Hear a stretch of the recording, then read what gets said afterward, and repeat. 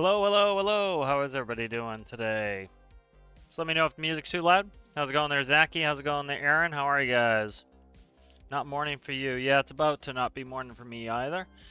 All right, so just starting out here. I've been wanting to do this for a little while. I've been wanting to get some approach plates done so that when I go into these airports, they're a little bit more done. So let's go ahead and start doing this. So we're at the military base here. So the airports, the runways really are not correct. You shouldn't have an X on the runway. X on the runway means the runway is closed. This is a big displaced threshold. That should not be way the hell up there. That should actually probably be right back here. But it's not too bad. So what I want to do is get these approach plates done. So looking at the compass heading here, so it's 031. And so I'm trying to make these up. So let's go ahead and do this, at least for my often used airports. That'll be helpful. No, don't do that. Let's see. So I'm just going to take some shots here of this. So let's go, we can go right on the grid line. So let's do that. So we'll go grid line to grid line. Like so. Okay, good. Bring up paint. Alright, let's grab a new one here.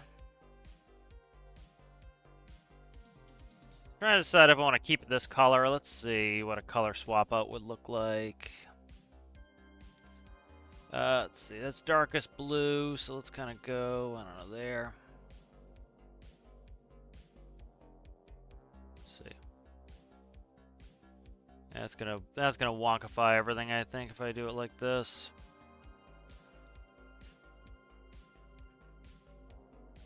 Is it gonna yellow up those lines, and I really don't want to do that.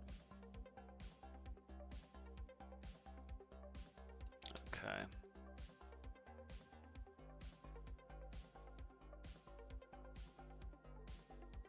I think what I want to do here, let's go black on, see if I can get these yellow ones to go. Oh, yeah, it's not gonna, I'm not gonna be able to really get the colors in the way I want them, I don't think. Let's try it. They're usually black and white, so I'm trying to see what I can do here. Yeah, it's gonna go purple and all sorts of other bullshit. So let's keep them green. Let's keep them this way. We'll do, yeah, let's do this. Let's keep them the way they are, and I'll edit them up first. Okay. So let's go ahead and let's do, I don't know, 15. Try to just do these airport diagrams.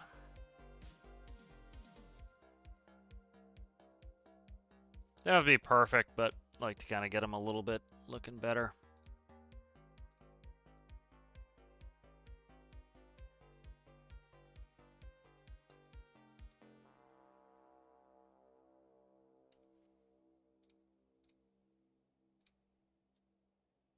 Nope, I didn't want to cut through the line. Try not to cut through that line. I'll fix it in a second here, actually. All right, there we go.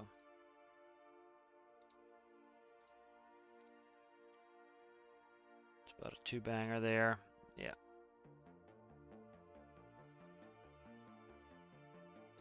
That's a 1-banger. All right, one. Okay. All right.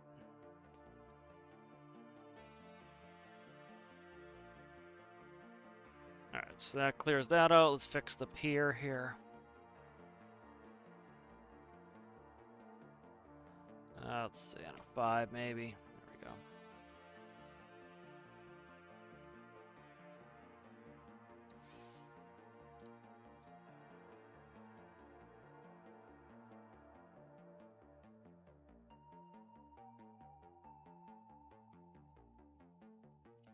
All right, nice. Let's fix some of the stuff.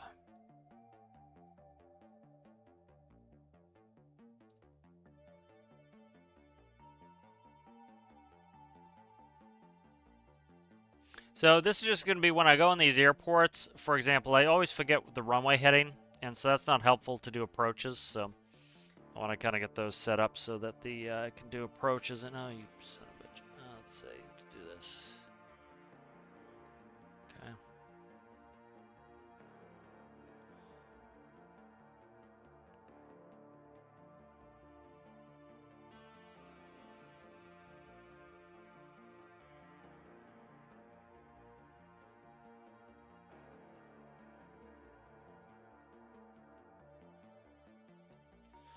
Alright, that's better there.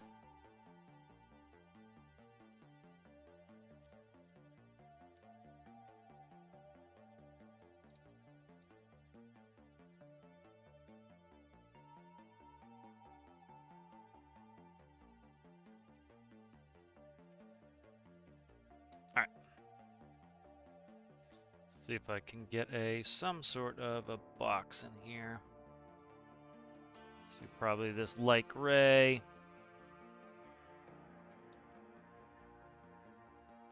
Mark out the runways a little bit better.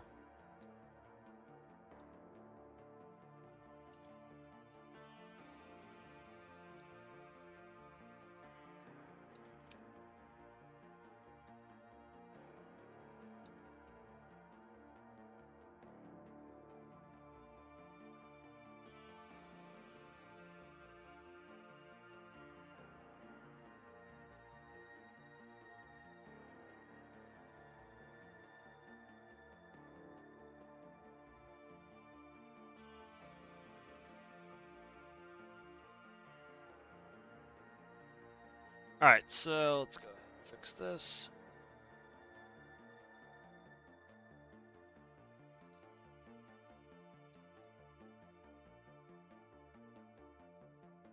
I'll bring up some real airport diagrams to try to get them looking pretty good.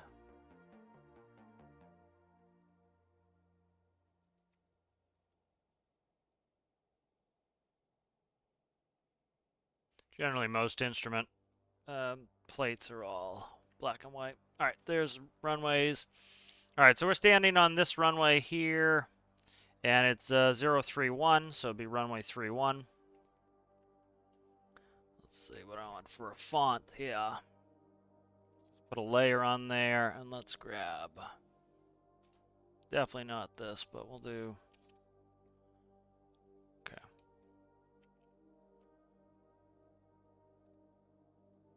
Actually, that's not too bad. Let's make it white.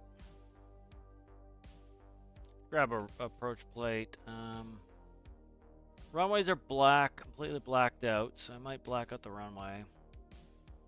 Let's just do ABOS airport diagram.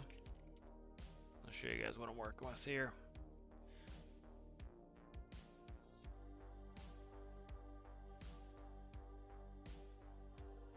I don't want a transparent one. There we go. So that's what Boston Logan looks like right there. How's it going there, Exorus? How are you? So this is trying to get them kind of looking like this. That's why I was trying to gray it out. But let's black out those runways, and then I'll put the numbers behind them. All right. If I can find the right where I'm at. All right, good. Let's go bucket that. We'll black out the runways. Oh, you son of a bitch. Why? They're sealed. Why? Okay. Let's see. Can I change the rectangles parameters? I can't. Okay, good. So let's get this rectangle in there. All right. Hopefully they're good in game. Actually, they're not too bad. Okay.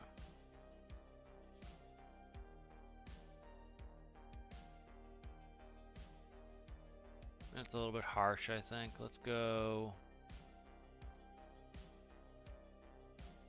That's better. Okay.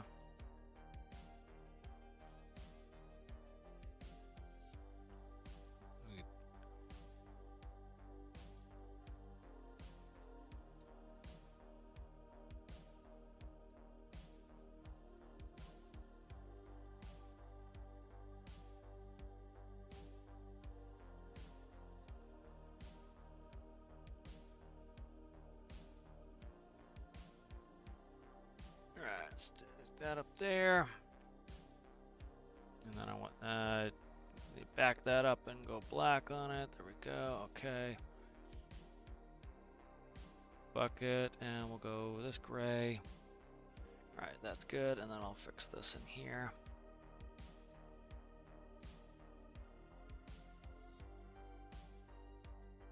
intersections.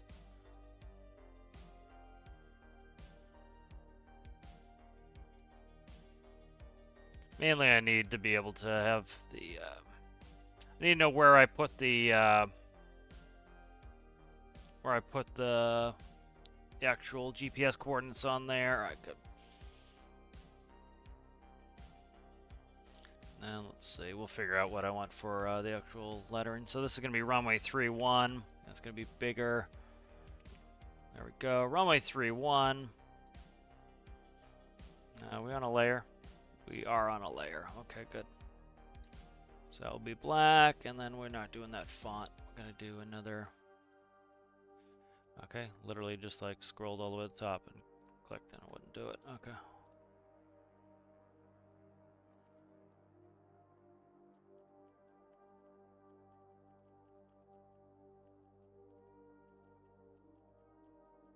Let me see, airport diagram font, see if that comes up with anything. Let's see. Helvetica, okay. Helvetica bold.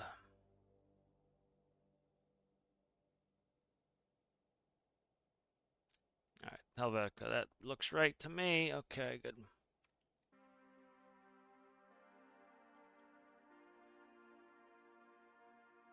Alright, so the way you do reciprocals is you, if you add 2 to the first number, you would subtract 2 from the second. If you subtract 2 from the first number, you add 2 to the second. So, for example, I can't add 2 to 3 because it would be a 5, right? So I have to subtract. So it would be 1, and then you take that 2 and put it there, so it would be a 130. So it makes sense. This is about to the, this is more west of north, and this would be more east of south. So this would be runway 13 is the reciprocal, and so we can go over there to the other side of the runway, and should be runway 13. So let's go. Try to get in the center. And nope. How did I fuck that up? How did I screw that up?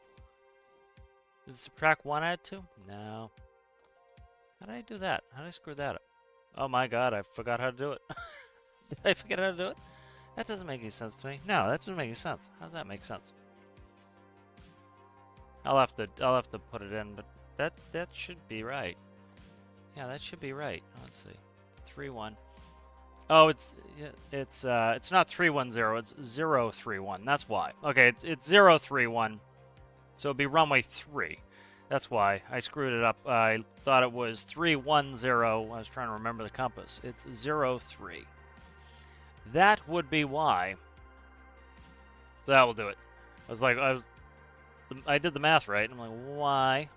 Okay, so there we go. Let's do runway 3.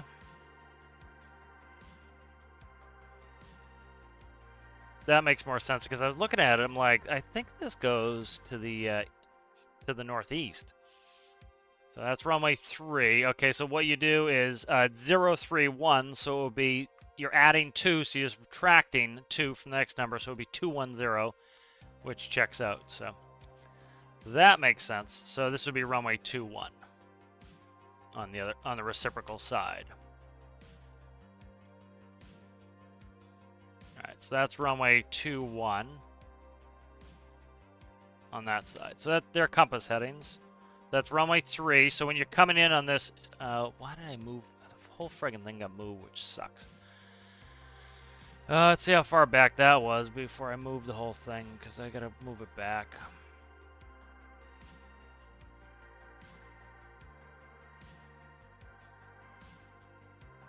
Yeah, it's too far back for me to dick with. I'll just re-fix it. I'll fix it. Okay.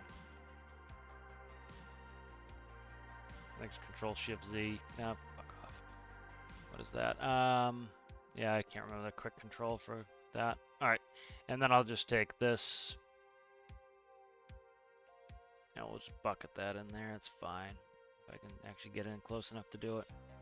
Oh, we're in the wrong layer, so I gotta go in the background layer and grab it. I moved the whole thing. I didn't mean to do that, so there we go. Alright, that's fixed. Alright. So that's runway 21. Let's go check the others. I was like, I'm pretty sure I remember how to do reciprocal compasses, and I was like, why the hell is it wrong? It was me misreading it the first time. All right, so that's a 295. All right, so that'll be runway 29, or you could do runway. That'll be runway 29, or you could do runway 30. We'll do runway 29. All right, so runway 29. Go back at the top layer. Get the right color, ding dong. I don't know what the layer is there. 29. Okay.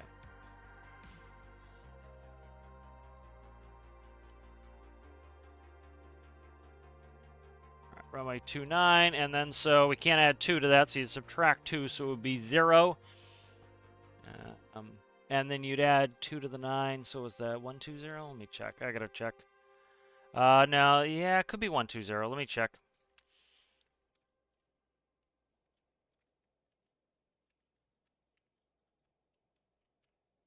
Yeah, about 120. So it'd be runway 11. Yeah, so it's 115, so it could either be runway 12 or runway 11. So we'll do runway 11. Okay. Because it's 5 off, so it could go either way. So runway 11. So let's see, which side did I favor last time? Okay, so I favored north last time, so actually what I'll do is favor south.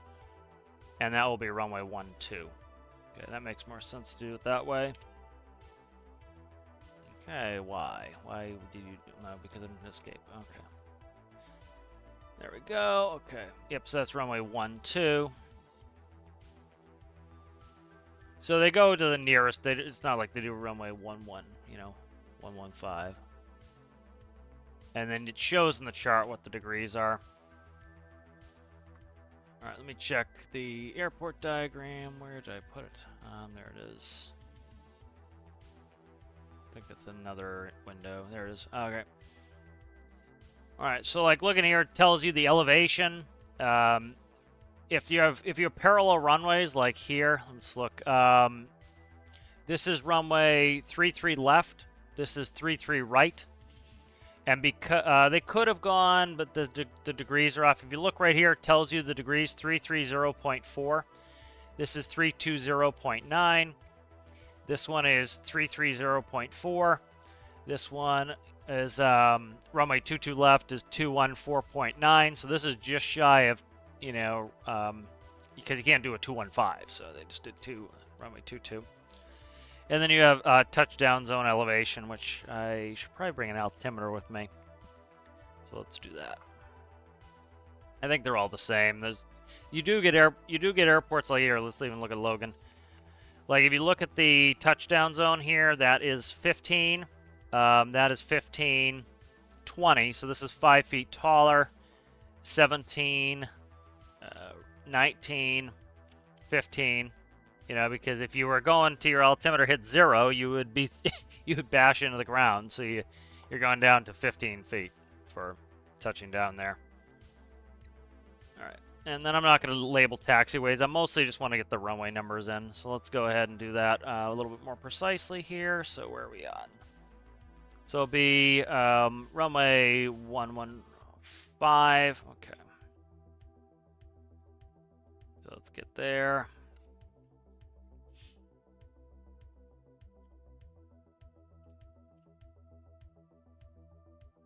All right, and then we'll go a little bit smaller. We'll go, I don't know, let's do 15.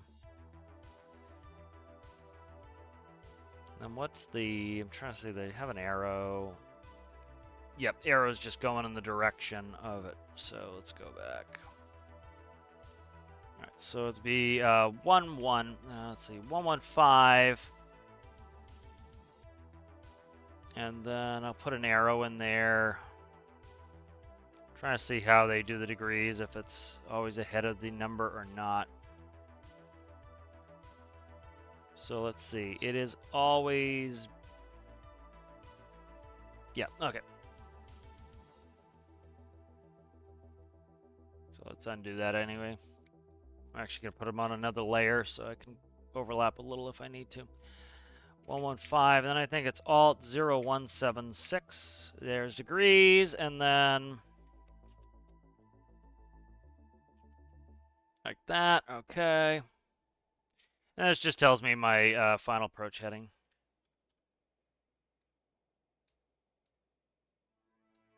All right, good. And this was 295 on this side. So let's see, it will be, how many did I do there? 2, okay, and then it was 295 degrees, there we go.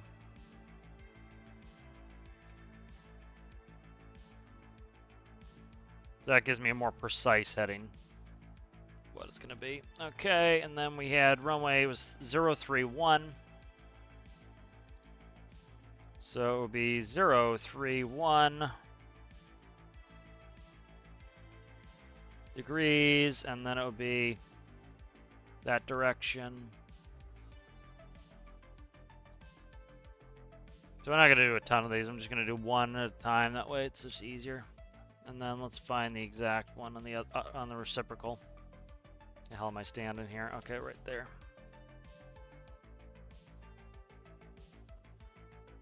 All right, and let's focus in, and we are at 211. All right, 211.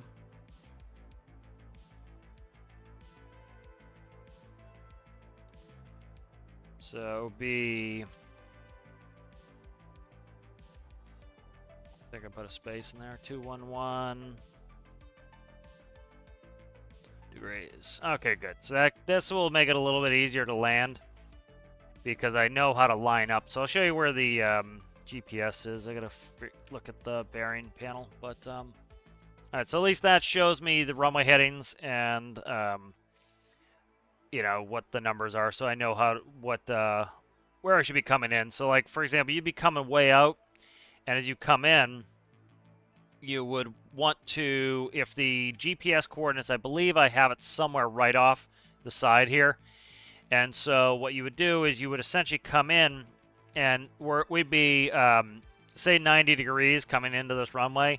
So if you're 90 degrees, you would be 90 off of 030.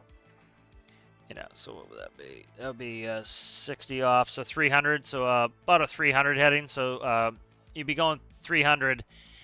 And then as the needle started pointing, it would start to, I'm trying to think which way. The needle would start to go from, like over here, you might be at 310. As you get closer, it's going to get more and more and closer and closer and closer to 030. As it gets to, like, say, 04, we probably want to go 45. So you do 45 less, so you do like a 345. So when it hits 345, you would turn 45 degrees. So you go from 330, so you do 015, something like that. 015, cut it in, and then you would be going in until it hits about probably 040, and then you'd start to turn to 031, and then that would line you right up with the runway, and you'd stay in on a track of 031, and you bring you right in the runway. So even if you're in the fog, that would work. So that's why I'm doing this, is for instrument approaches, so you can come in and land in the fog. All right, let's save this. I'll save this. I didn't put airport elevation. Let me do that really quickly before I kind of finalize it. Let's go add on, military base, edit objects. Let's see. I won't bother right now. I'd have to redo the add-on. I don't really care, so it doesn't really matter too much. Let's go ahead and save that, and then we'll move on with something else. Okay.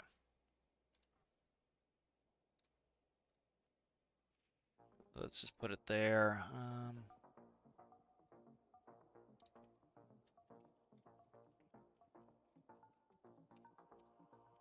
Instrument approaches. Right, and I'll save it as, let's see, military. So I'll save it as a paint, and then I'll also save it as a JPEG. That way I can edit it as necessary as well. All right, good. So that will just make it a little bit easier. I'll put the frequency of the radio on there as well at some point. So that way it will make it easier for me to do my instrument approach. Let's go ahead and catch up on chat. So wish my headset microphone wasn't dicking up. Cap Air could be coming back. Currently just working on instrument approaches. Yeah, I looked at it too quick because this compass here is a little funky. Like, it's not bad. Well, it's not that funky. It's me reading it. I read it funky, is what it was. Because it was a 0, 3, 1, and I just did it from memory instead of coming back and looking. And so I was like, oh, it's 310. And I'm like, 310 doesn't make any sense because 310 is over there somewhere, like way the hell over there. I'm like, this is not. I'm like, this is aiming to the northeast. And I'm like, what? So it made sense. I was just transposing numbers. Did the pipeline for infinite money, and I.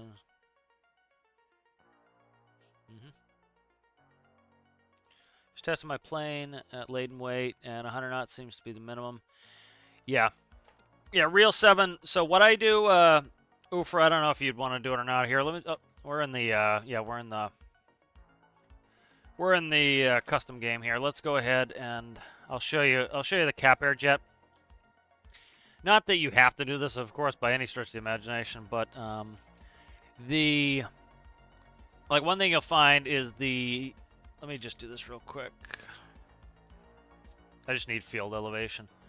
Go ahead and delete you.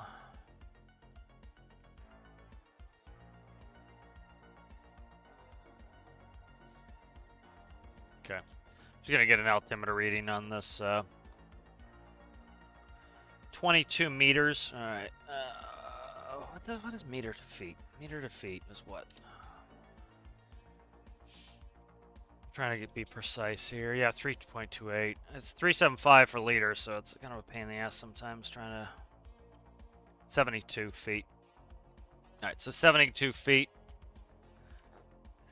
So I'll quickly fix that.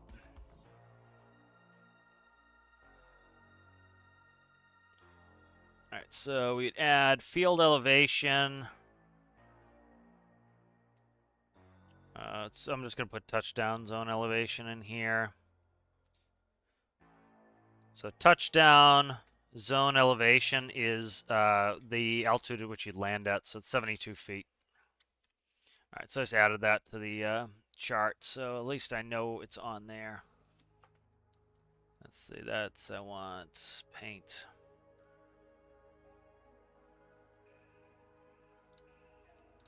Okay, there we go. All right, nice. So that's in. I figured I'd do that now. So I'll show you the Cap Air jet. So you don't have to do this, but this is how I get my jets to behave more like jets and to give them more drag. So, like, for example, when you're coming in a jet, you tend to, your nose is up a little bit. So you'd be at an angle like this. And part of the reason is you have a ton of drag out there. And so you need to increase your angle of attack to make more lift because you have more drag. And so, and also you do get a shifting of where the center of lift is. You get a shifting of the center of lift because the flaps are starting to pull it back a little bit. But what I tend to do is, if you look under here, if I can find them, right here. Let's see if I can find the deletion part right there. So, nope, wrong thing. Where is it? It's under here. This is my spoilers. Let's look underneath. So underneath you can see all these XML bricks. And so this is all fins under here. And so what happens is in game, the flaps don't give you enough drag. So as the flaps come down, it would lift and give you too much lift back here. And so you would come in, you'd have to have your nose all the way down to be able to descend. And then you'd be touching down on your nose wheel, which is, of course, nonsense, because you're not getting enough drag. And so what these do is as the flap comes down, these go the opposite direction. So what it does is essentially twisting the whole airplane on this. It's giving you an absolute ton of drag. And so because it's giving you all this drag and it is canceling out a lot of this kind of nonsense lift, you can still come down to a normal speed and the plane behaves properly. So let's see if I can fire it up and kind of show you here. We'll do a quick pattern. So like this has a proper deck angle to what a real jet would have.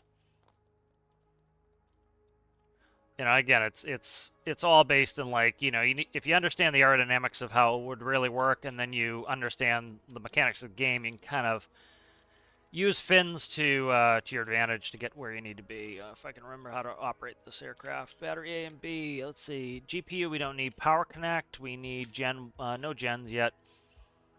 Fire test. You'd run the fire test, and then you would start your APU. APU is coming on board.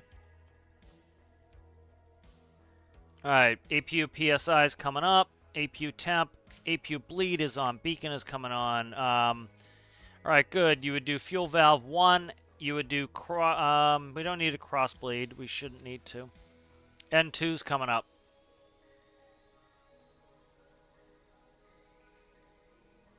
I'll turn the game volume up a little bit. Alright, so now that's good, so we go ahead and if we wanted to, Gen 1's on. So we could either shut the APU off and cross-bleed, because if we turn on the cross-bleed, we can take air off the engine, or we can just use the APU to start the other one. So fuel valve starter, we'll watch the N2 come up.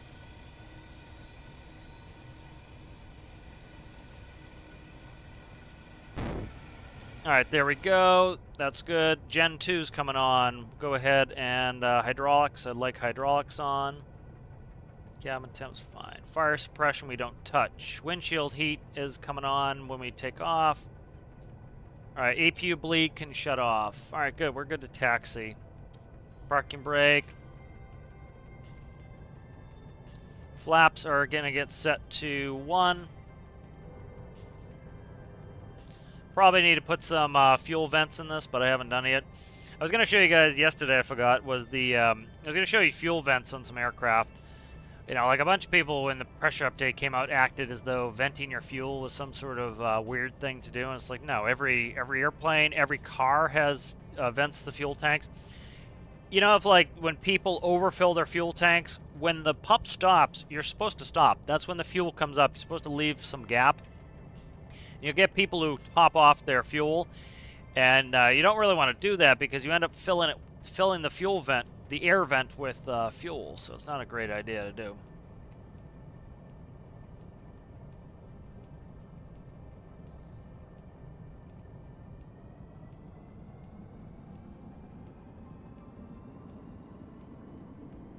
All right, 80 knots, V1, rotate, positive rate, gears coming up. Greater than 100 knots, flaps are coming up. We're going to trim, trim, trim. All right, so now using that diagram, let's put in the radio frequency. So the radio frequency is 600. All right, so now if we go to radio, and we might have to do nav as well. Nope, that looks... is that right? No, that's not right. I might have... You know what it is? This is on the old system that actually used the radio. So that's on the old system that actually used the radio. The new system uses GPS because I was having issues with it, if you remember. So what we can do, though, is we can go to GPS, and we can fake it like that. So that's right. So that's telling us that the airport is at a 034. So if we turn to 034, we'd go to the airport. So let's remove this waypoint. Let's put the autopilot on. I'll quickly do an instrument approach. Let's see. Let's go to 2,000 feet is generally jets. The altitude a jet would turn off GPS there. Would maintain pattern altitude for jets about 2,000 feet. All right, so let's go ahead and sock us in with fog. I don't know how much I could do without seeing the airport at all, so I don't want to not see the airport. So let's go ahead and let's not sock it in too bad because I haven't done it in a while. All right, let's go ahead, and so we want to land on, let's bring up the airport diagram. So we came off of runway 21, so let's not land on 21. Let's go ahead and come in on 29. All right, so we want to turn to Jesus Christ, my headset's pissing me off. We want to turn to the reciprocal of 29. All right, so about a 120. So we're going to put in the heading hold 120. All right, so we're going to go on a downwind. So heading hold, downwind. All right, so we'd actually want a notch of flaps, probably 2 notches of flaps at 140 knots.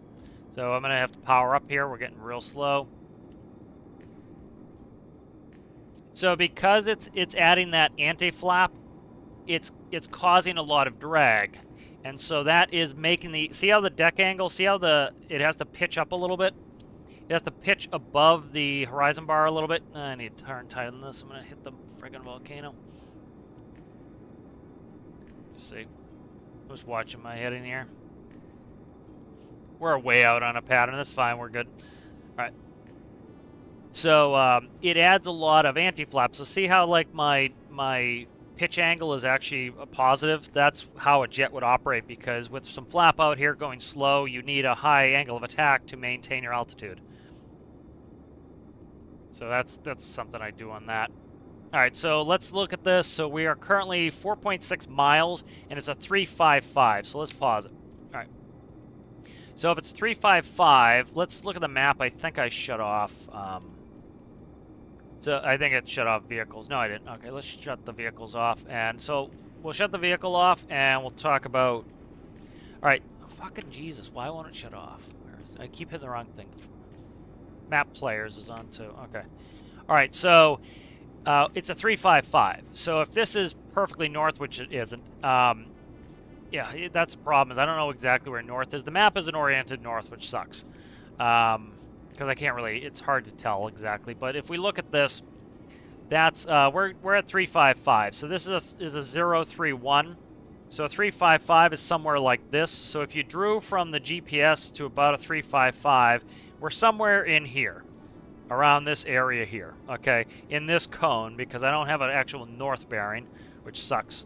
So what I should do is on the other map, I should put a corrected compass rose on it, on my diagram. And then so if you, I'll actually just leave the map on so I can kind of show you the angles here.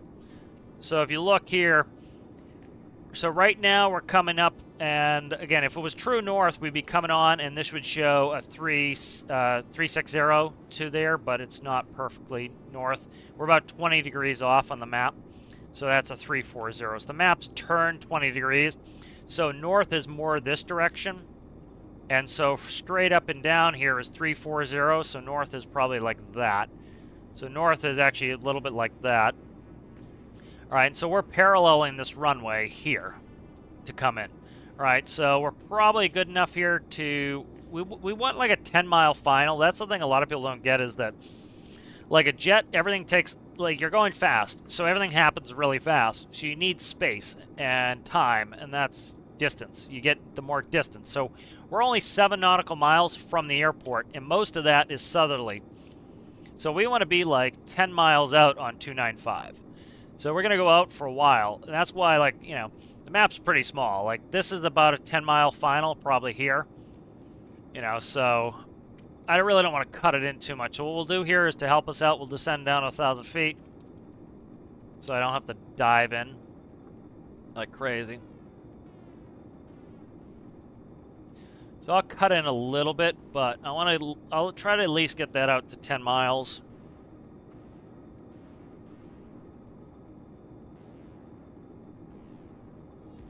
All right, so if we look at our runway diagram again, let's bring that up. All right, so look at our runway diagram. We're coming into 029. So this is just the airport diagram. I'm going to make approach plates as well. But we want to come out on a 10-mile final. So what we plan to do is turn 90 degrees off of this. So we'd actually subtract 90 off of this 120. So that's going to be 020. So a 020 heading will put us 90 degrees to this runway, essentially. So we'll come up and we'll do 90 degrees. And so what's going to happen is then we're going to be reading to the center the whole time. And the center is going to be, it's going to be on this side. So what we want is about a 45-degree angle off of this. So 45 more than 290, so about 335. So we'll turn to a, what did I say? 020, and then when when the number shows 335, then we're on a 45. We want to turn to 335 for intercept angle. All right. So there is 11 miles. Okay, let's turn to 020. All right, 020. So now we're going 90 degrees to that airport, or to that runway that we want to land on. Try to read some chat while I'm doing this. I think, you know, it seems like it takes a little while, but like we're doing 146 knots. We're going pretty fast here. And we're a little bit tight in, so I want to make sure that I don't screw this up. The problem, too, is like generally you'd fall in ILS on this, so I have to do a step descent because this is a non-precision approach. So the field elevation is 72 feet, so we're going to go down to 572. All right, so let's see. We're turning 020. Let's descend again. Let's go ahead, and I think we're clear on obstacles, so let's descend down. Two famous last words, 572. Just to make sure that I don't balls this up at the end, because especially I've got the fog turned way up, so. Alright, so there's 572. Let's see, what's our current heading is 030. Okay, so we're watching this, alright. So we want a, let me see, let's see, I'm just checking this. Alright, so like you can see our position here, right? I'm trying to decide, yeah, so it'll be about, let me see. See, I don't want to take a 45 in yet. Let's do our 45 now. All right, so we're gonna do 45 degrees more than 295. All right, so we'll just do 290. So let's go ahead and we'll turn to 335 for now. I'm just making sure I'm coming over these islands, that there's no obstacles I'm gonna hit, because I'm coming in low. So. All right, so what I'm doing is I was at a 90-degree angle, so I'm cutting it in half so that it doesn't approach as early. All right, so now what we're doing is we're looking for the bearing. Currently, look at the bearing, okay? See the bearing? The runway heading is we're going to start setting up here. We're going to go quick, so I can't talk too much here. So we're looking for 295, I believe, is that runway heading. Let's check the diagram real quick. It's 295. Okay. So we're looking for about 295. Bingo, 295. I got to do it real fast here. I'm a little bit behind. All right, so we're going to go through the course if I don't pull the autopilot. So we're going to pull the autopilot, and I'm going to bang it around here real fast. Because, see, we're on 295. That means we need to be facing, oh, shit, 295. There, autopilot's back on. All right, so now that will keep us in on 295. All right, so bearing 2 is 295. Our heading is 295. We're good. If this number changes, we need to go the opposite direction. So if that goes 296, I need to go 294. All right, so we're currently, this is actually perfect. We're 9.4 miles out, and we're established. So this is about how far out you would be on a real final approach. Now, there are times visually where you come in. We are off a little bit. Let me see why we're off. 295. I don't know exactly where the GPS coordinate is. I think I put it in the middle of the runways, but that matters. This is a non-precision approach. It doesn't necessarily come in right on the runway, so let me check. I forget where I put the actual GPS coordinates. Where did I put them? Let's make sure it's right in the center of the runway there. Yeah, let's make sure it's right there, because that will screw me up if I didn't do that perfect. All right, bearings 295. We're going 295.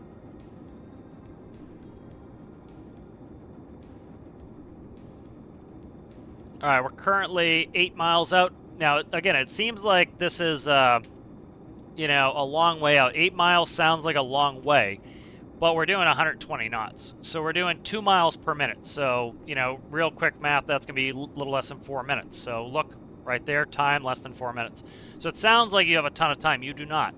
And so this is a non-precision approach. So we come down and we level off at 500 feet above the touchdown zone elevation. And, okay, so that went 294. Let's go opposite, 296, 296. All right, so we need to correct. I'm actually going to correct. We'll do 298. We'll correct 2 degrees because I want to get back on course. The closer we get, we need to. So, I'm trying to see what's up. Do we have wind on? No wind. Okay. We are awfully south of course. Why are we so south of course? I'm curious why we're so south of course. I don't know. Let's see.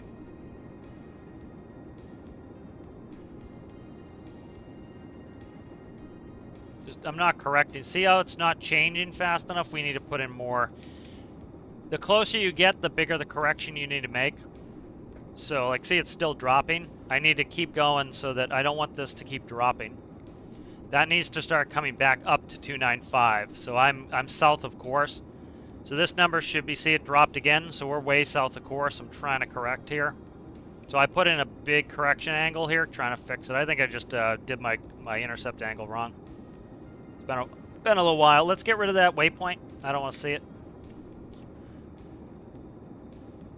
That's fine right there. Okay, I don't want to see it, so I want to navigate via this course. See, it's still dropping, so I really need to. Yeah, we're good. We got an intercept. You don't want to overdo it. So we want this to climb. Okay, so we're probably gonna miss it here. Let's do 350. I'm trying to get it back. You have to do big corrections. We're only 3 miles out. So we want this number to climb back up to 295.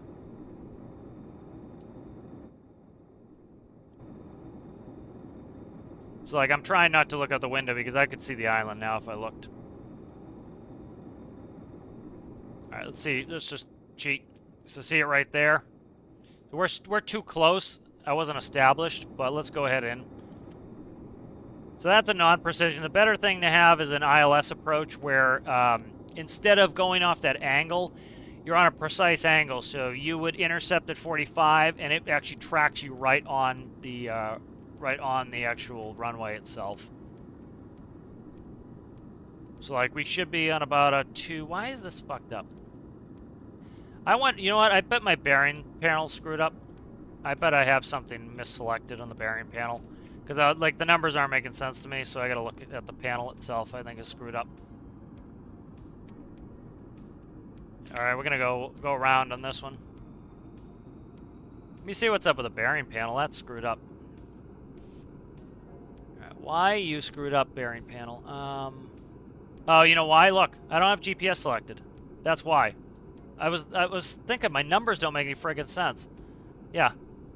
I didn't have GPS selected. Alright, let's select GPS. That's why. Fuck, man. The numbers were wrong because it was reading off the 0, position on the map, which unfortunately at this latitude is like right here. So let's find 0, and then where's the 0 position? Oh yeah, see the 0 position is right where we were. So it's giving me the false sense that we were close, and I was like, what? The numbers aren't making any sense. Yeah, so the 0 position's like right here, so that's where it was reading us to. And it didn't make any sense. I was way south of course. I'm like, why am I south of course? It was because of that. So let's go, so what are we, 295, 295, and 90. Oh my god, my headset's going to drive me absolutely nuts.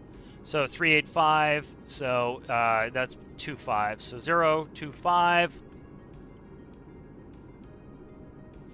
So we'll go in, and again, that's why we were screwed up, is I was getting the wrong numbers, or why I screwed up. I was getting the wrong numbers. I didn't press GPS, because if you remembered, I was trying to do it off the radio. Then I was like, oh, the radio doesn't work. I did GPS, but I never clicked GPS. So it wasn't reading the right bearing. It was reading that 0 position on the map, which is south of the island. So it was trying to take me south of the island, and I was like, why am I south of the island? Because I was reading the 0 position on the map.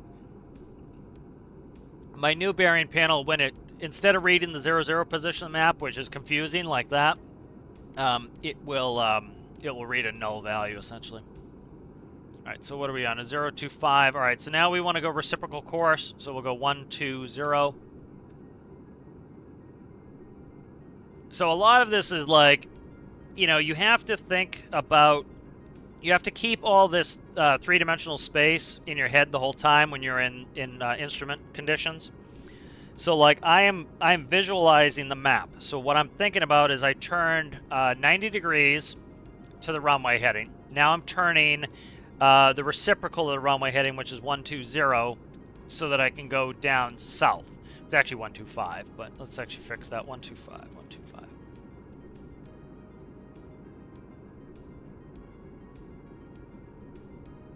All right.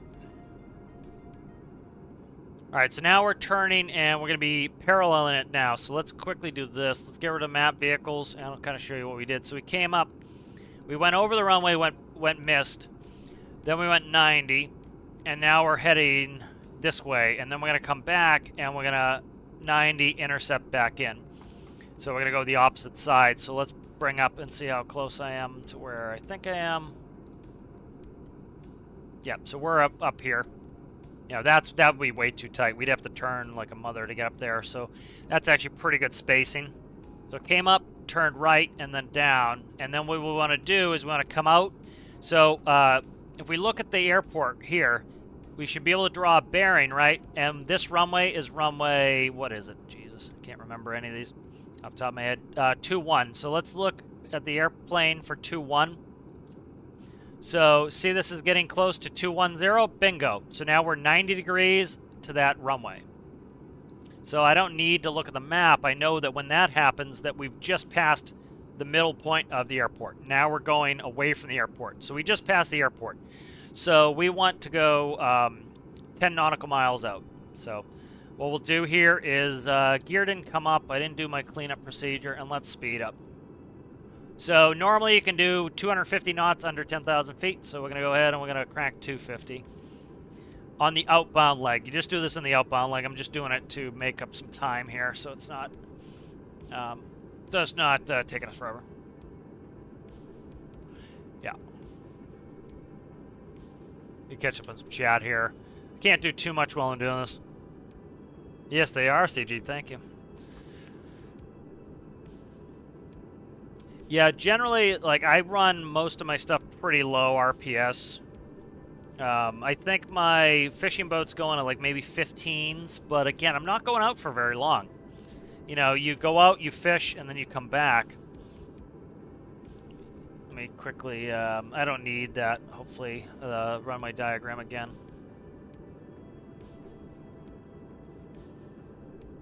Alright, so I'm going to focus on flying here. There's a thing called sterile cockpit in commercial aviation, and it's under 10,000 feet. You do not talk about anything but procedures. So you go through the procedures, and the reason is there's too much going on. You can't take the time to do that. All right, so we're thinking about our next turn here. It's coming up fast, so I'm gonna go ahead and start slowing us down. We don't need to be screaming at 250. Under 250, gears coming down. Under 250, first notch of flaps. Going to start slowing down. Under 220, second notch of flaps. Under 200, third notch of flaps. 180, fourth notch of flaps. Okay, now we're going to go ahead. So we're now set for coming in. So we're going to go ahead. Nav lights should be on, strobe should be on, logo can be on. All right, so we slowed down to a more reasonable speed. We're looking for 10. All right, so what we want to do is we want to turn 90 degrees to the right. Okay, so it'll be... So 215. 215. This is how your mental arithmetic gets good, is doing this sort of stuff. Is you have to quickly be able to do 90s, 45s. All right, so then we're looking for another 45. Did I just do 295? 215. I was going to say 295 is too much. So we want 45 on that. So it'd be 265. 265 for our final approach. All right, so we're watching this, okay? This should be climbing, as it is. See it climbing? All right, so we're going to go ahead and we're going to do it. So, what did I say? 45? Yeah, 45. So 265. 265. That's going to cut our angle down. We're looking for 295. 295 is the runway heading. All right. Now, this is a non-precision approach, so it's a lot trickier than a precision approach, and it's a lot less precise. So we're going to start slowing down. Again, now we're coming inbound, right? We have 10 miles. We have a good bit of time. We're currently doing about 2.5 miles per minute. I'm going to slow down to about our final approach speed, which is about 120. That's going to make it 2 miles a minute. So we're buying time by slowing down. Now, you can't always slow down in a commercial jet. You have to you got somebody behind you. They could be a big, heavy 7.4 that has to come in at 140. So you have to come in at 140, or else they'll catch up. Watch this, 291, 295. All right, we have to anticipate. We have to do it ahead of time. Notice the number's still climbing. I'm turning ahead of time. And it's actually, we're going to miss it if I don't kick the rudder a little bit here. We might be all right. Yeah, I think we're all right. We're 10 miles out. The further you are, the smaller your corrections can be. I'm panicking a little bit. I'm trying not to. All right, so I'm going to let it turn slow. If that goes up to 295, I really have to crank it over. So let's do this. Let's play a game here where we sock the fog into 70%. All right. See, the problem is I need to make sure I can see the airport below me because we can only go down to like 600 feet. So let me make sure I can actually see, because we'll miss it if I don't see it. So I need to see it. So let's not go crazy in the fog. Precision approach, you could go down to 100 feet. On a non-precision approach, you have to go. I'm at 600 feet, so I can't put the fog in too much. All right, so see, we're no longer climbing there. We're at 293. So I did 295 premature. So what we're gonna do here is we need to go south of course. So we're gonna go. We'll just mimic it. Go 293. So we'll go 2 degrees left. We still have 7.5 miles. All right. Let me see. 294. Yeah. So I need to go south of course. So let's do 290. So I'm going 5 degrees off. The further out I am, the smaller my correction. If I was closer, I'd have to have a bigger correction. So I'm trying to get the corrections in early so I don't have to do too big of a correction. I want this number to climb, which it did, right? It was at 292.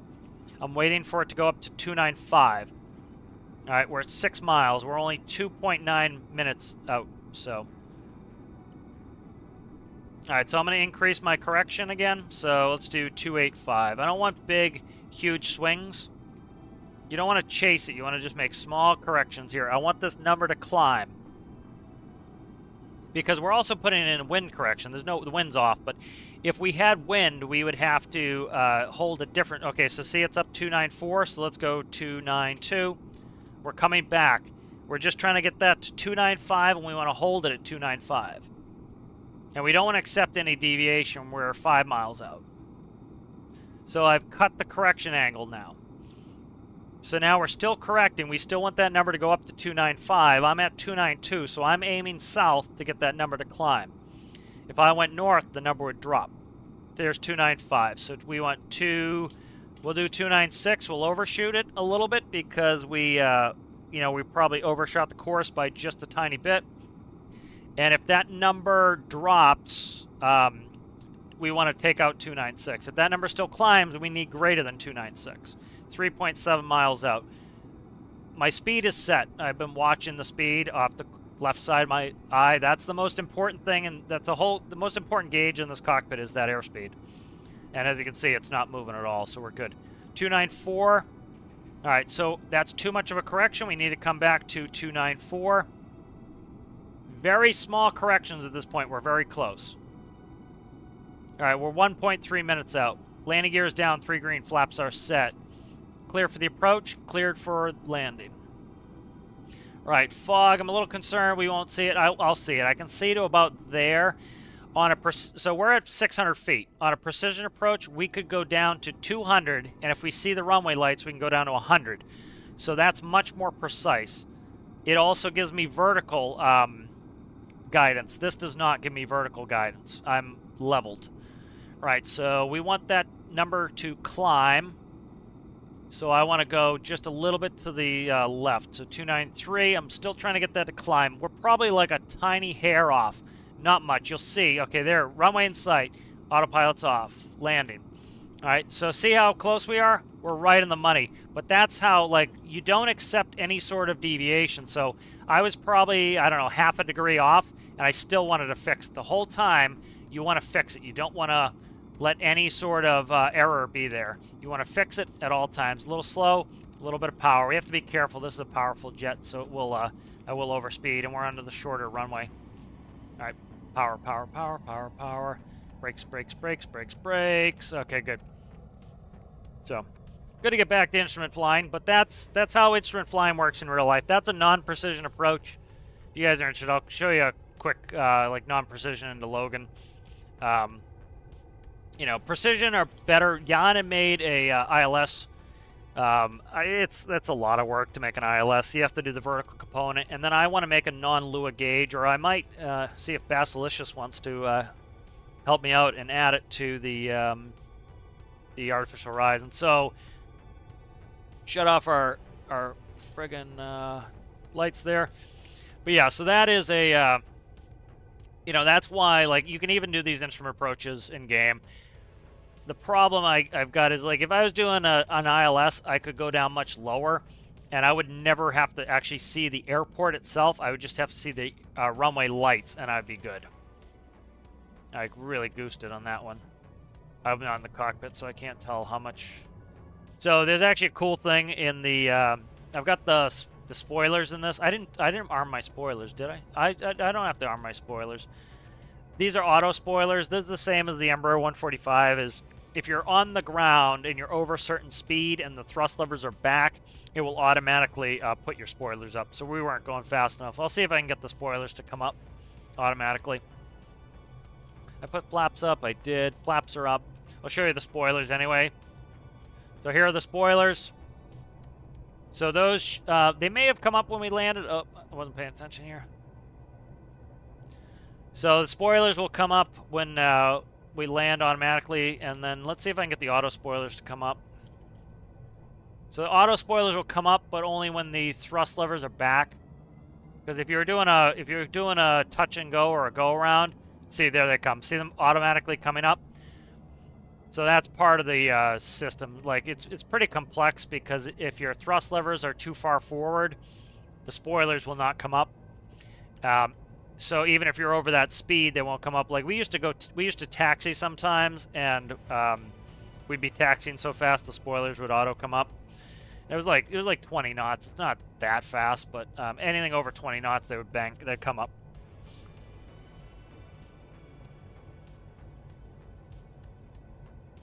But that's a short runway to be coming in 120 knots, so kind of plopped it at the end just to make sure we got down. We already had to do a go around, so. All right, fuel valves are off. APU should have. I left the APU on. It's fine. Gens, hydraulics. All right, then regular shutdown procedure. APU's coming off. Lights should come off. These are a pain to click in a row. All right, and then we would go power connect and then batteries, and we're good. All right, so that is that's just kind of why I make these instrument approaches. Is it's just so much easier for me to come in no matter what the weather is, and I want to line up with the runways. This allows me to line up with the runways. So hope you guys found that interesting. Let's see if I can find one instrument approach into Logan, then we'll move on. Let's see, KBOS approaches. Let's see, air nav. You got some approaches for me? You do. Now bring up air nav here, and we'll look at it real quick. I like geeking out on this stuff. Let's see. VOR. There's the VOR. Let's see what you have for approaches here. All right, here we go. So instrument approach procedures. There's an ILS, RNAV. RNAV is pretty much all they're running now. It's essentially a GPS VOR. So we were essentially running an RNAV approach. So let's go ahead and open this up. So this is the RNAV for 33 left. So it's RNAV is radio navigation. It's GPS essentially. So it's coming in for 33 left. So like what we're essentially doing here. Why did I lose all control of my scroll?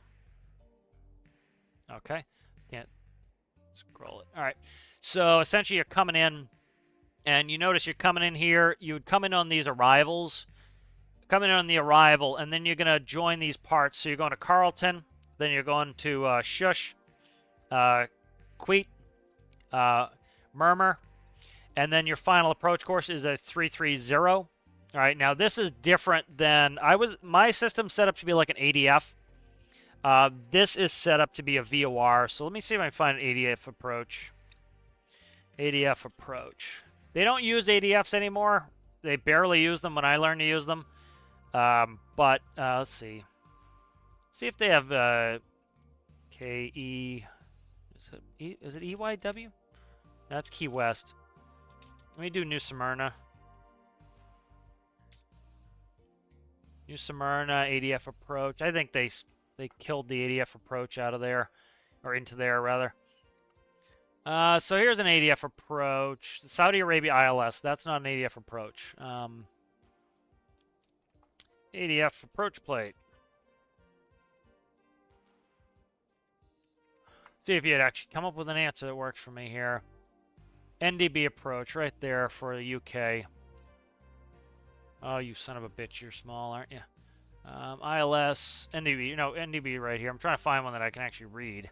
That is not... That's Vero Beach. What is that? Vero Beach NDB. This will work. We can make this one work. All right. So this is an ADF, also called NDB, non-directional beacon. And so with a VOR, you put in the final approach course. So you would turn it till it was 295, and then the needle will only go left and right. That's much better than what an ADF is. ADF's much harder, but you can see it still works. So like an ADF approach here, the needle always points at the airport. On a VOR, the needle, you dial in the course, so it only tracks to the course. It's much more precise. So we're doing ADF. ADF is the least precision of them all. So often what you'll do is you go directly to the NDB. So let's say we'd fly directly into the NDB.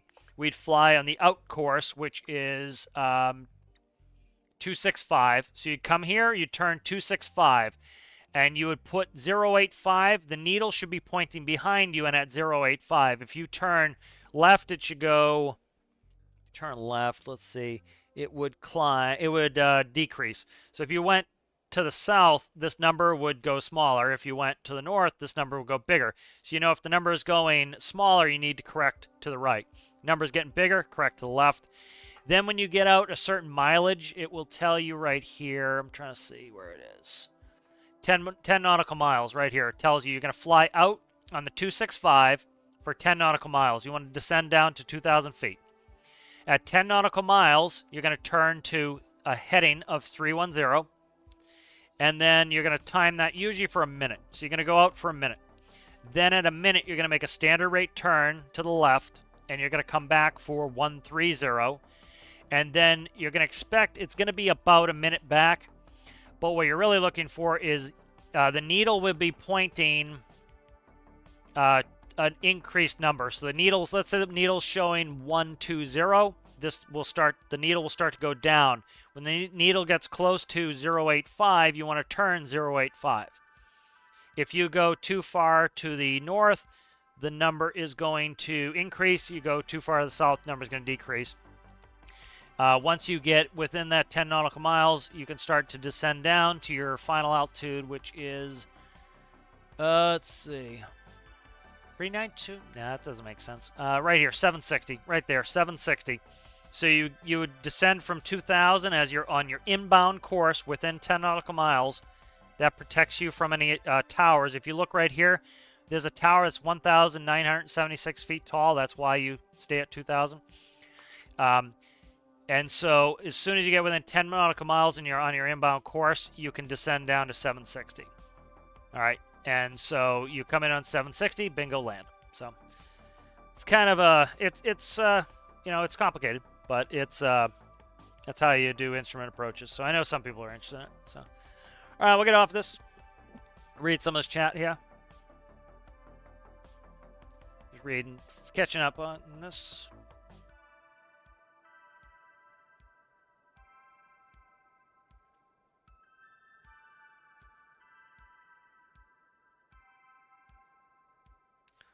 Let's see.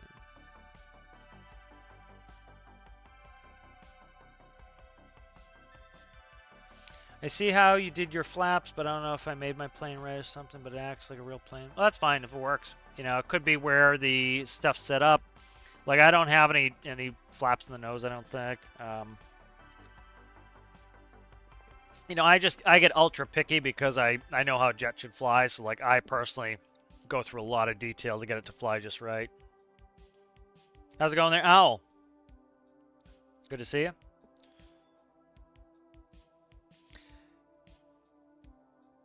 Do you do tests to know the minimum speed at which your plane stalls? Most of it, well, we do it in the simulator. You do plenty of stalls in the simulator.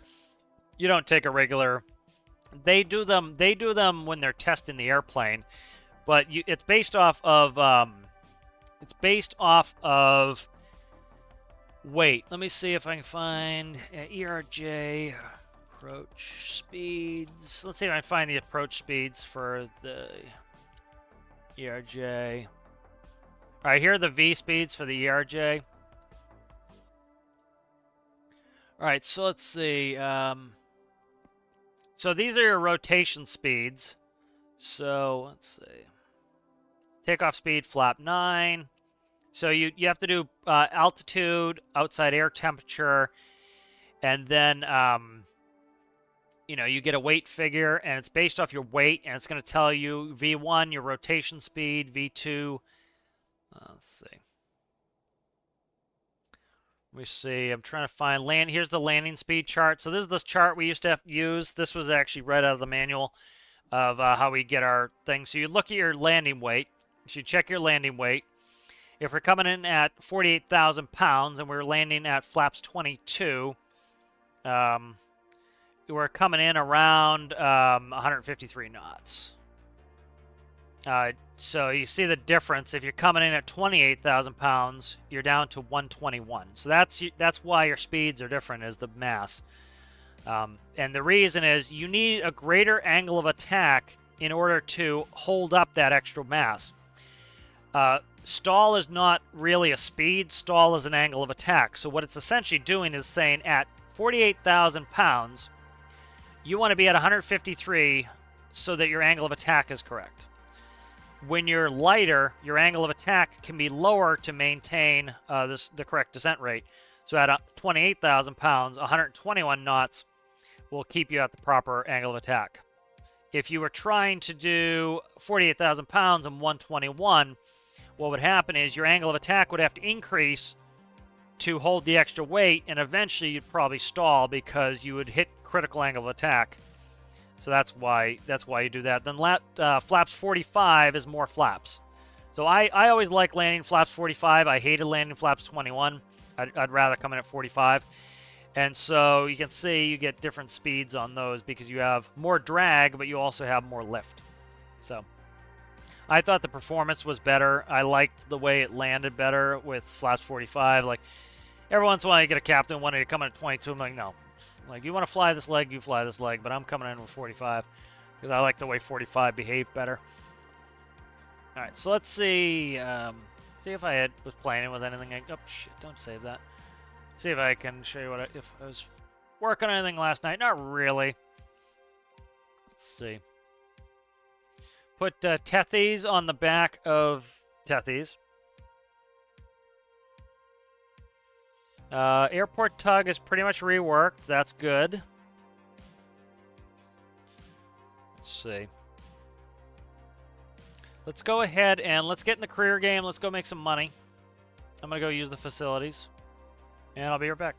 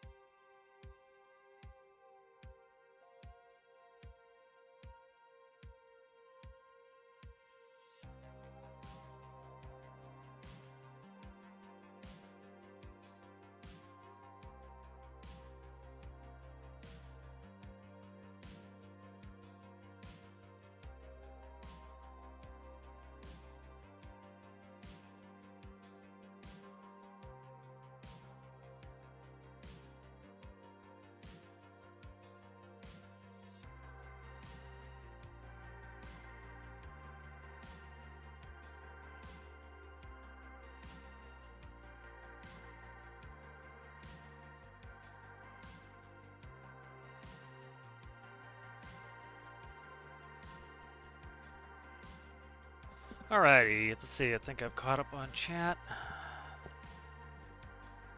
Yeah, flight sim would be good. I've got it, but I gotta. One thing I really would like is I gotta check and see what the VR situation is for flight sim because I'll bring up VTOL VR. I love VTOL VR. It's fantastic. Of course, Monk wants to play now.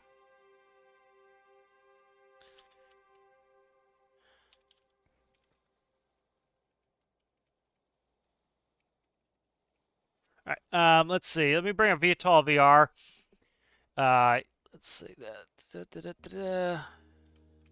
I need to buy the new plane for VTOL VR. But VTOL VR I really like, and the cool thing with this is, let me see if I can see some pictures of it. Workshop's not what I want. So VTOL is nice because, I'll go to the community hub, I might be able to get some pictures. So the thing that's a pain in the ass with like flight sim stuff is you have to you have to have a sim pit essentially. So like I've got yokes and I've got joysticks and I've got throttle quadrants and all this stuff. And so like, oh, it'd be nice to go play some flights. And like, oh, I gotta set it all up, and then it's all dusty, and then like I gotta hook everything up, and then so it's a pain in the ass. So where with VTOL, the VR is excellent because you get in the cockpit. Like this jet is different than a different jet than a different jet. And so when you get in here, you put on the VR headset. One, it's very important to be able to look around and do head tracking, and so that's really nice. The other thing is, it's nice to be able to, like, you can get in a different cockpit, and it's as though you instantly set up a sim pit that's perfect to the airplane. Like with VTOL, you have your two controllers in your hands, and when you touch the APU button, it gives you haptic feedback, so it feels like you're touching a switch.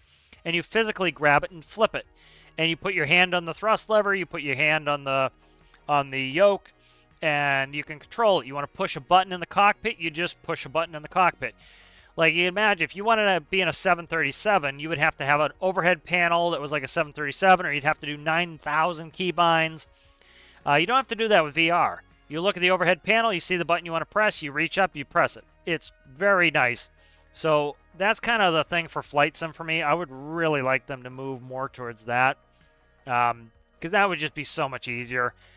You know, it's kind of a pain in the ass to set up the sim pit. Like, I'd have to hook up my track IR again, and I'd have to, at least put a joystick and a throttle on there, and then I'd have to keybind for days, where, like, VR is like, just jump in and do. And it's really super cool. Like, here, let me see if I can find a VTOL VR video I did. I can show my own stuff here.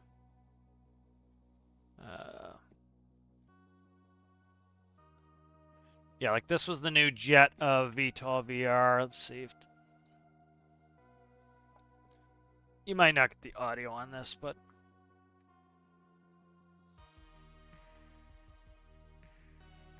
yeah, the audio was terrible in this anyway, so let's talk through it. But like, look, see me, I can just grab the controls on this, and I can look where I need to look to do my pattern. And the nice thing is I can just, like, all the buttons are where they're supposed to be. And I don't have to, like, set up sim pits and do keybinds and all that stuff. And so it's really nice. And, and then if I jump in a different jet, everything's where it's supposed to be. And so that's really convenient. See, do I do a carry landing? I do. Okay. So, like, it's just so much more convenient. And it's like you have all the instruments inbuilt. Like, you don't have to, like, try to, like, in a rush. Like, you saw how rushed I was getting as we got close to the airport. It's much easier if you're sitting in the cockpit. You can quickly grab the thing you need, spin, spin, spin, spin, spin. And it's a piece of cake, And so I really would love to look and see if they have a proper VR setup for it, where I can go in and, like, the problem is, like, a lot of them, like 30% of the gauges are actually touchable. That sucks. I want everything.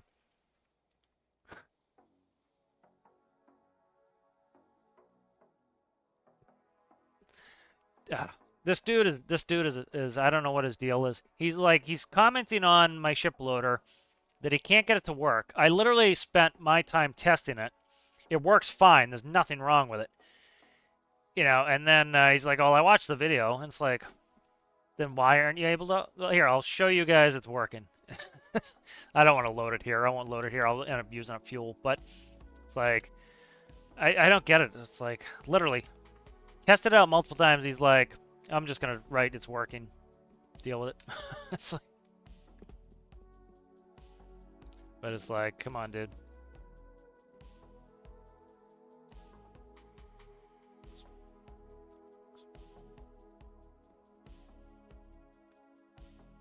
So it's user error, and then it's just like, you kind of got to figure these things out on your own, guy. I'll help a little bit, but I can't. I'm not going to spend hours helping doing that. All right, let's see where we're at. Let's see what we have. We have good money. I forget what we took Rijot over here and took people to the hospital. That's what we did last. Let's move some fuel. Not doing the mine. Let's actually sleep. Might stream a little bit short today. I wanted to play some Tarkov and Monks. Ready to play. So let's go and do maybe a quick rescue and play some Tarkov. But yeah, so it'd be nice to have those instrument approaches because it's like currently I have like daylight here, and it will allow me to go into the airports no matter what the weather is. Not no matter what the weather is, but I need enough visibility to get in the airport. But it helps. Let me get out of bed real quick to check. I want no clip off. No clips off. Okay, good. Try to get a close mission here. Just trying to keep the money flowing in. 2 casualties in the ocean to a hospital. Okay. So Wednesday, we are getting a new part, I believe. So that's very exciting and interesting. I love new parts. You know, to harp on it again, the community, the part of the community who wants only bug fixes, that's not how it works with a building game. You know, people love new parts. You got to do a balanced approach. So I think the devs are doing a pretty good job with a balanced approach of mostly bug fixes, and you get some parts now and again. You know, you can't just do bug fixes. You need to have some. You need to have some new parts. You know, it's what a building game's all about, is something new and cool to build. You know, it's like if we got hydraulic stuff, you know, let's say tomorrow. You know, that's hundreds of hours of entertainment. That's, you know, some people get all bent out of shape because, oh, I got to add this to all my builds. But it's like, that's the whole point of the game. The game is to build, you know. And so it's, you know, parts are king. Parts are really, really exciting and fun to get new parts. And so it's important to, you know, have those. So I think the devs do a reasonable job with that, especially is, you know, like you look, it's mostly fixes now. We get a part here and there, and you know, you can see it. I can see it in the views of my videos. Like when I put out just the weekly update for the variable pitch propellers, it got 3 times the views of a normal weekly update where there's nothing but bug fixes. So that community who thinks that we all want just bug fixes, they'll say that. It's like, no, you want bug fixes and you're trying to act like everybody just wants bug fixes. That's not the case.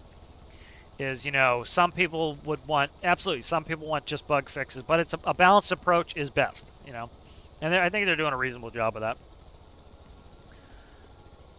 How do you limit how much roll on a heading hold can do on a plane? You can just do a, you can just set the, if you go up, why am my phone pinging like a mother? Stand by.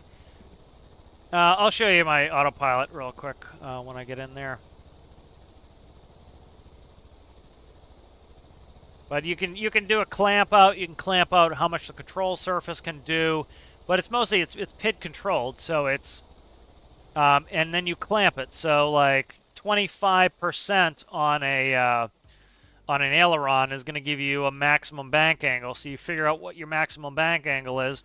And you know, okay, 25 is the maximum bank angle that I want the autopilot to do. Like, you can override it to 100, but, you know, 25% is the max you want the autopilot. Well, you set a clamp on there so that when the autopilot's doing it, it can only, fuck you, why didn't you jump up there?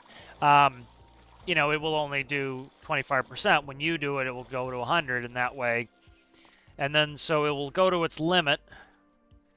And then because, you know, you have the p-value in there, it's eventually going to come back and limit that as it gets to where it needs to be. Jump, jump, jump, you son of a bitch. All right, he would not jump. Should have stolen med kits out of there. But I don't want to go back in the drink again for the 5th time. All right, let's back out.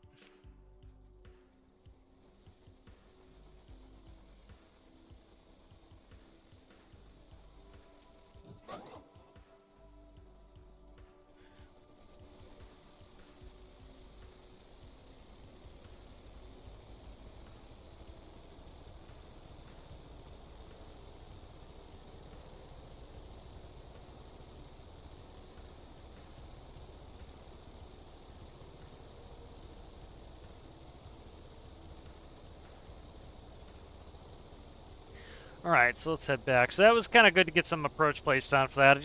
It's tough, like when the weather's up, like even not when the weather's up, like I'm trying to align to the runway and I can't remember the runway heading, and like you're not supposed to remember that stuff. Like you don't keep all these airports in your head, like to a certain, and it's actually not a great practice to try. You want to verify with the diagram. They do change runway numbers all the time. The compass is constantly changing as the magnetic fields change. You know, sometimes like a runway 23 might be 235. Well, in a couple of years it might be 238. And because it's 238, they change the runway number to 24. And so, you know, it's not good practice to just try to memorize this stuff, because if your memory fails, if you screw up remembering something, you can get people killed. And so it's not a good practice to even try to remember that stuff. What you want to do is you want to brief the approach. And so you'll do this when you every time you land in the airlines, you brief the approach. Whoever is flying, either the captain or the first officer. Oh, what is that dog doing out there? I'm going to rescue that dog.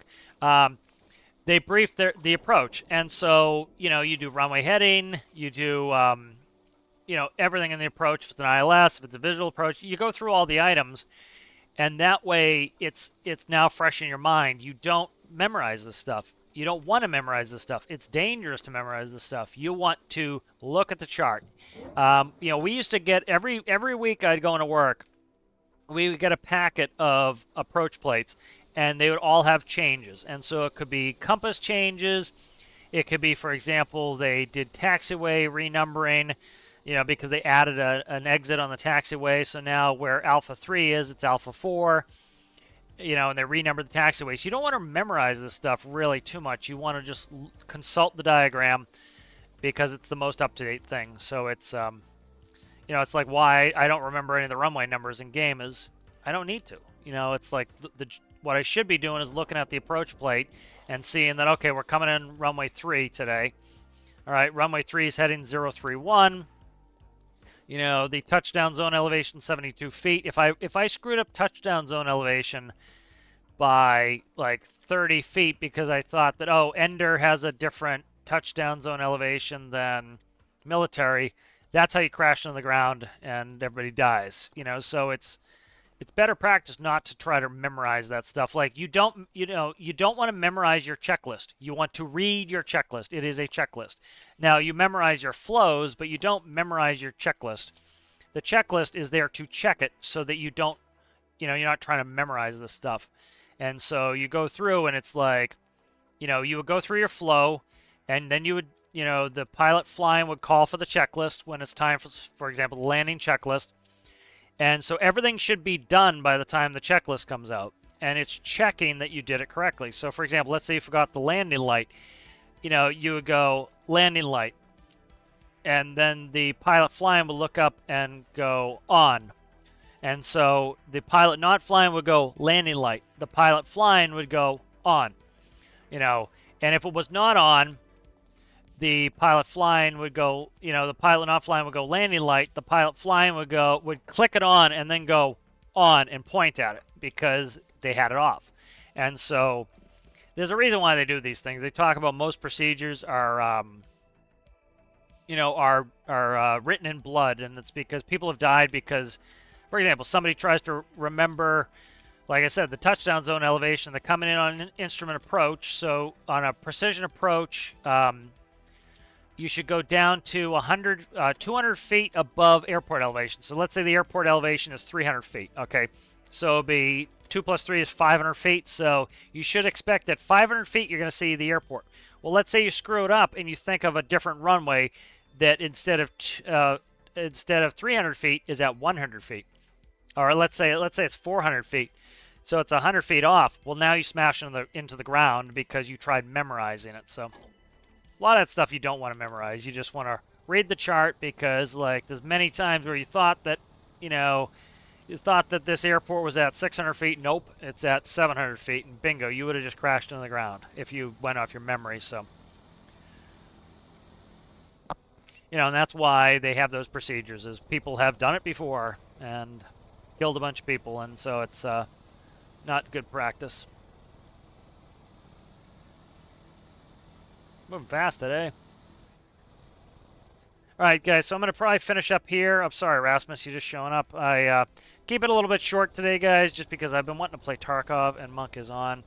Maybe I'll stream that. I don't know if I will or not. I'll have to ask Monk, but I'm kind of feeling that, and it's good to get a little break every once in a while from this because that keeps me interested. So, sorry about that, Rasmus. I see you just came in, so that sucks, but you can watch back if you like.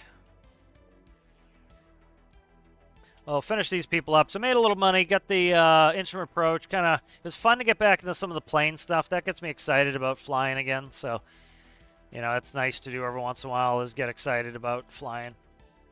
So, makes me want to do some flight sim, maybe do some VTOL. But I'll see if I can get some VR going in flight sim. I'd be much more inclined to play flight sim if I could just VR for that reason. Did I stall it out? I must have stalled it out. All right, shut it off. Okay. All right, I'll do the adieu in a minute there. I'm going to go back, and then I'll read out the members. And then...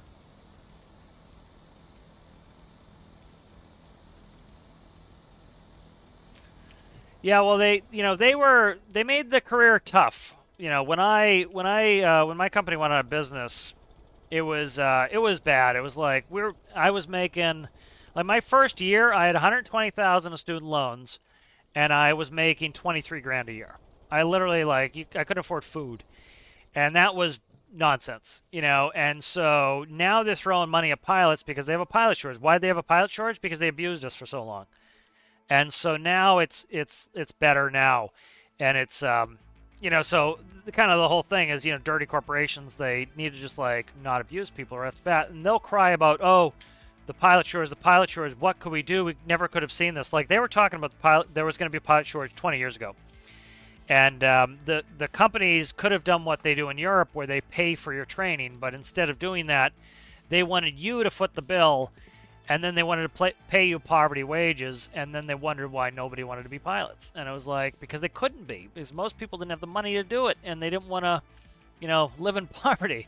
And so it was like, that stuff sucked, and so it was, it's getting much better now, which is good.